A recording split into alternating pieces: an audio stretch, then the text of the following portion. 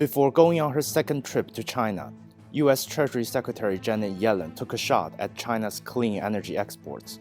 She warned that China is dumping cheap clean energy products on the world, depressing market prices, and squeezing green manufacturing in the United States.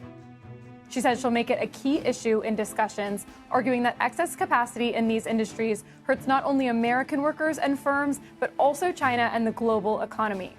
On the sidelines of an event at Renmin University in China, we met up with John Ross, a former director of economic and business policy for the Mayor of London, to get his take on Yellen's remarks.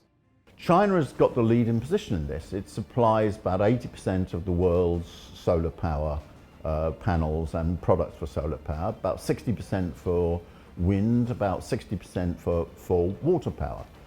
This is what's making possible the transition on a global scale to renewable energy, because from many smaller countries can't produce such industries. That's just the truth. So they're going to do it.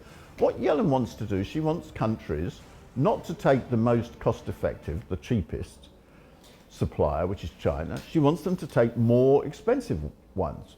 Well, firstly, this is very damaging for the US economy, because it means it's going to make the transition in the United States more expensive.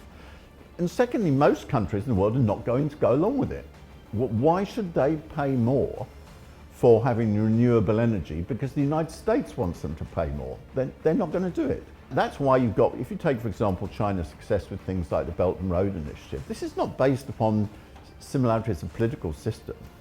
If you look at the Belt and Road Initiative, you've got every type of country you can imagine. You've got socialist countries, China, Vietnam, you've got monarchies, Thailand, you've got all sorts of republics.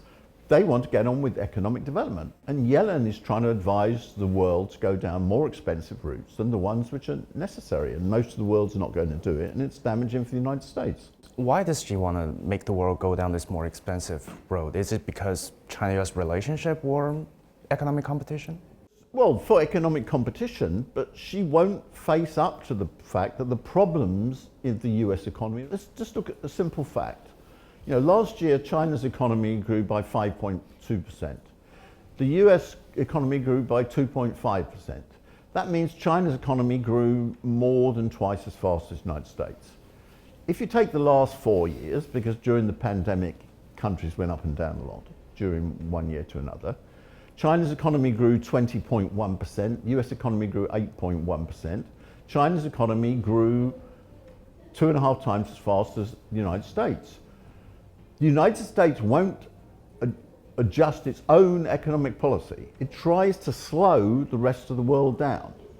If the United States was concentrating on speeding up its own economy, firstly, nobody could complain about this.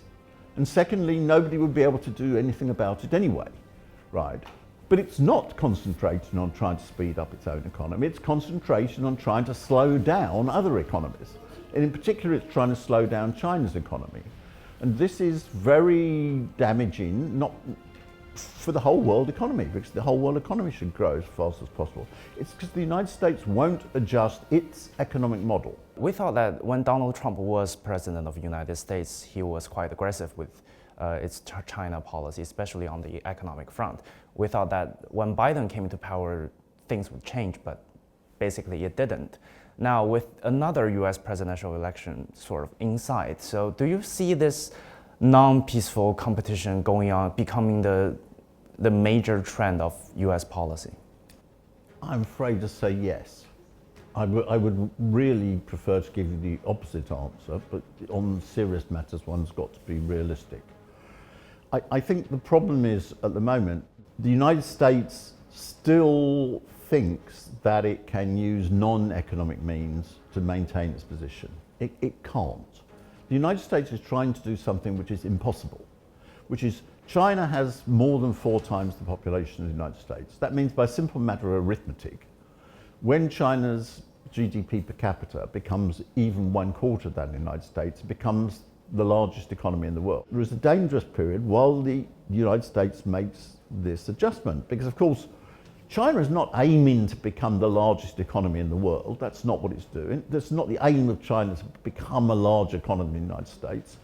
What China just wants to do is it wants to have the best possible living standard for its own population. Just because it's got more than 4 times the population of the United States, that's bound to be the result. But it's not the aim. China is not trying to displace the United States. China is not trying to have a conflict with the United States. In fact, no sensible country in the world wants to have a conflict with the United States, because even when the United States is no longer the most powerful country in the world, it's the 3rd most populous country in the world. The United States will always be a very large, very powerful country. Nobody sensible wants to have a fight with such a country. So therefore it's the United States which is creating these problems. But I think it will take 10, 20 years to the United States to psychologically adjust to this. So I'd like to give you good news that everything's going to be very smooth, but quite honestly, in the next 10, 20 years, I don't think so. I think war can be avoided. I don't think some tensions can be avoided.